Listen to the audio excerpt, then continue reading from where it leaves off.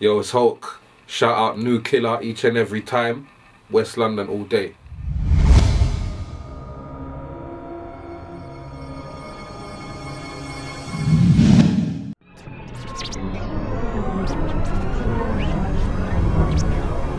This Dappy situation, bro. This Dubz situation, because Dubz was like supposed to be a good representation of where you can go in the music business if you have talent and skills and shit.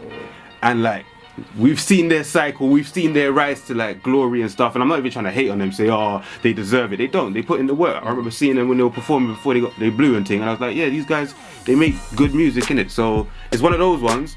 Like, what do you think about the cycle that they've had to go through?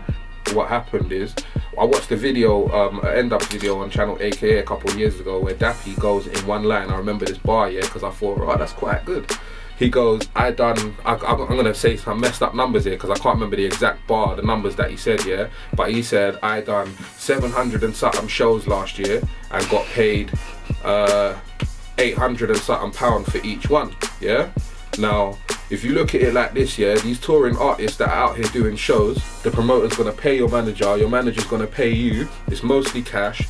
So I doubt they was paying the tax on them shows, yeah? Yeah. If you know you were not paying the tax on them shows, if I go out tonight and get booked for a show, you know, bare artists, this is probably gonna open up a big can of worms for artists. Because I know enough artists probably ain't paying tax off their shows. It's a little show, little booking, you get your little couple £100 in your hand, you roll out, whatever. But when you add it up, my man said he done 700 and something shows, he got quite a lot of money for them, added it up, they probably looked at it and said, okay, then where's the tax claims for all of this money that he's earned that year? Boom, you get me? So that's dry snitching, like, to be honest with you, and that goes to show all the boasting and that, do you get what I'm saying? And like, they done their little reality show, and what did they do? They bought a nice house, they had the white TTs or whatever, do you get what I'm saying? You have to remember, we know, like, you're impressing the kids, you're impressing the 14-year-olds who don't understand the game, but everyone out there who knows half of what's going on, we know that the game, all it is the record label is like a bank, and once you're a signed artist and you've earned a certain amount of money, all that does is just give you great credit rating, yeah? That means you could go out and get houses on tick, you can go out and get cars on tick, that's it, but you have to pay all of that back. You know what I'm saying? And the consistency of your work and the money that you're making, you're living, you're paying debt while you're making debt. You're paying debt while you're making debt. You're paying debt while you're making debt. As soon as you stop paying that debt, you're fucked. It's all a full circle.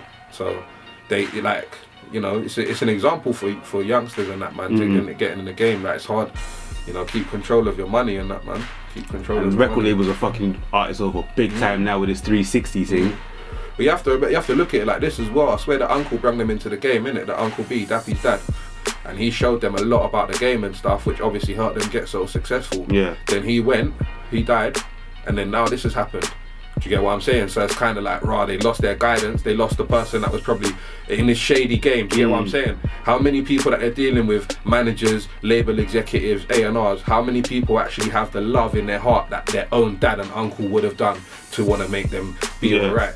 Now, you're in the pit alone with snakes, that no one actually has any love for you at all, so, you know, if you're not looking out for yourself, you're done, bro. I think the way it happened as well, it's like all three of them got a separate dose of pain, like, and I'm not even trying to quote Big Nasty like that, right? But you know, you'll know exactly what I mean when I say the whole Talisa situation came out, and the phaser thing, and then bam, now my man's, obviously he's been through his issues, but now he's in Big Brother, so it's like, it's in the face of fucking by a horse.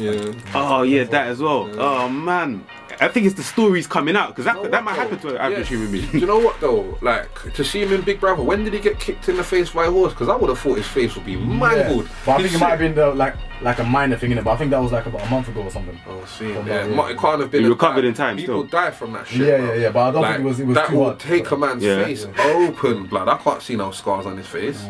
So I don't know about all of that. Do you think the tabloids, do you think the same commercial platform that they were trying to, like, obviously using to generate their popularity and shit has backfired on them hard? You have to remember as well, yeah, whoever went and recorded Talisa do that, talk about the drugs and that, yeah, they knew that she was going to get arrested for that. It weren't just for the newspaper story.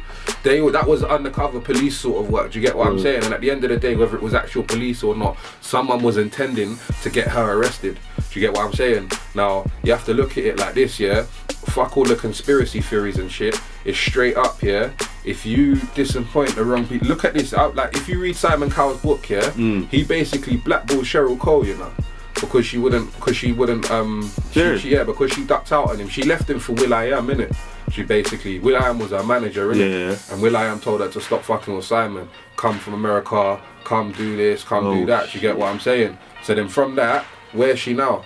You get what I'm saying? I actually forgot. We don't hear of her she was, anymore, you get what I'm saying? And you see Talisa, I don't know whether she had any beef with Simon or whatever, but there's something in there, in that sort of circle. Someone didn't like her. She ran her mouth, and I could see it because she's just some, you know what I mean? She's a girl off an estate in Camden, bruv, and a lot of people that come off the estates and that into the industry don't know how to hold their mouth.